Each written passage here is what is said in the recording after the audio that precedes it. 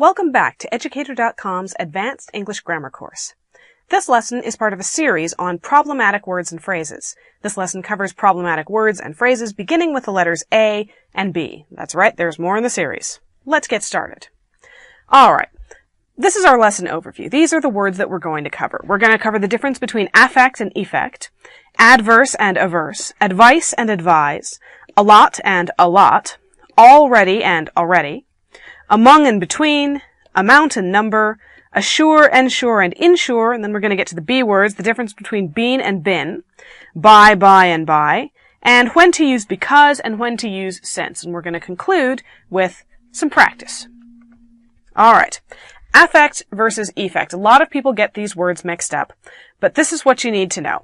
Effect means either to bring about, or, if it's used as a noun, it means result. So, I will effect change in this department. I will bring about change.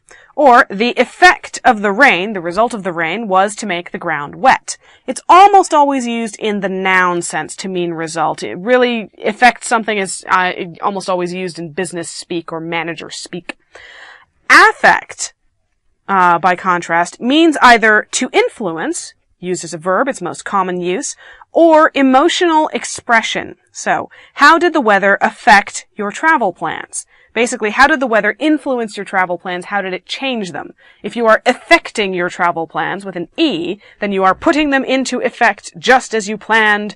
Nothing goes wrong, whereas if the weather affects it, it changes them, it alters them. In fact, just remember that if it affects something, it probably alters it. A and A.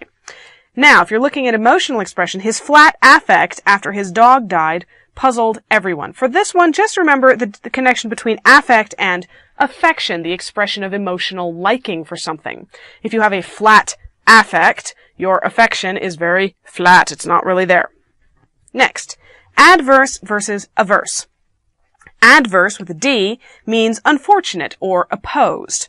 Averse means having repugnance. Averse is almost always used for people, whereas adverse is almost always used for things. Let's look at an example.